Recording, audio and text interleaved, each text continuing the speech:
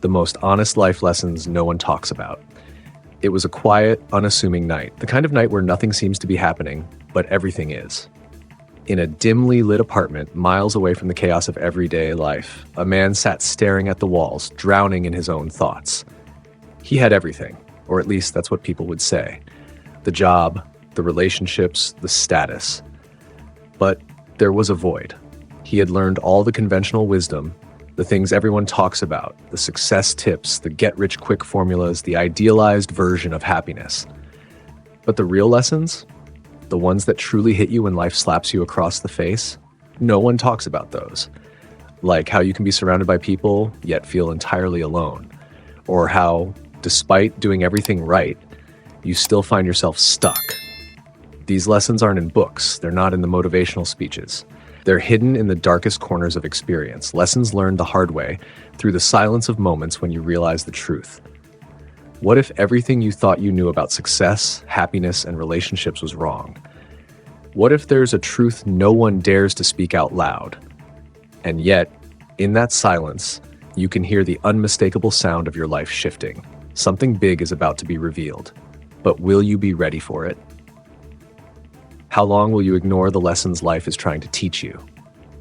A quiet hum filled the room as the man rose from his chair, pacing slowly across the worn wooden floor. His mind raced, but his thoughts felt like they were trapped in a fog, struggling to find clarity. He couldn't shake the feeling that everything he had worked for was slipping through his fingers. The success, the wealth, the accolades, they all seemed to have lost their meaning. As he walked towards the window, the cold night air pressed against the glass, the distant city lights flickering like a million stories that would never be told. He had everything anyone could want, but it felt hollow, like a beautiful house built on a foundation of sand. How many times had he heard people say, "Once you make it, everything falls into place"? It was the mantra of the successful, the promise that all you needed was to reach that one perfect moment, and then life would finally reveal its true meaning. But it was a lie. He had crossed off every item on the checklist: finish school, get the job, make money, find love. But here he was, staring out into the dark, wondering what came next. He had mastered the external world, the world everyone could see. But the internal world, the one that no one talked about, that was a different story. It was a lesson he would have to learn the hard way, and it started the moment he asked himself, what if I don't even know who I am? In the beginning, it didn't seem like much. A few fleeting thoughts that drifted into his mind like wisps of smoke that vanished before he could fully grasp them. But then they began to linger. These strange feelings, these deep questions about his life, about everything he thought he understood. One evening, while walking home from work, something caught his eye. A small, crumpled note pinned to a lamppost. The words scribbled on it seemed almost random. The biggest lie we tell ourselves is that we're content. He laughed to himself, dismissing it as some philosophical nonsense, a desperate attempt at finding meaning in a meaningless world. But something about the note stuck with him. The idea gnawed at his mind, kept him awake at night. Was he content? Really content? His life was filled with things, with accomplishments. Yet he could not shake the feeling that something was missing. It was as though he had been so focused on building the outside, on reaching for success, that he had forgotten to look inward, to find the things that truly made him whole. A week later, he found himself at a small cafe he often passed but had never entered. It was quaint, filled with the warm scent of freshly brewed coffee and the hum of quiet conversations. He sat at the back corner, alone, sipping his drink and watching the world move on around him. He wasn't sure what made him pick up the newspaper that lay on the table beside him, but as he flipped through the pages, one article caught his attention. It was an interview with an older man, someone who had lived a life full of adventure, success, and failure. But what stood out most were his words. "I've traveled the world, built businesses, and met thousands of people. But at the end of it all, the one thing I regret is not spending more time with the people I loved. The rest, it doesn't matter." It hit him like a cold wave. All the years he had spent climbing the ladder, chasing after the next goal, the next milestone, and all of it for what? To feel empty at the end? It was the first of many moments that would begin to shift his perspective. In that quiet cafe, something changed. Just the smallest shift, like the turning of a key in a locked door. But the man's internal struggle continued to unfold, silently, like the slow rise of the tide. He began to see the cracks in his perfect life, the falsehoods he had built around himself, the idea that success alone could bring happiness.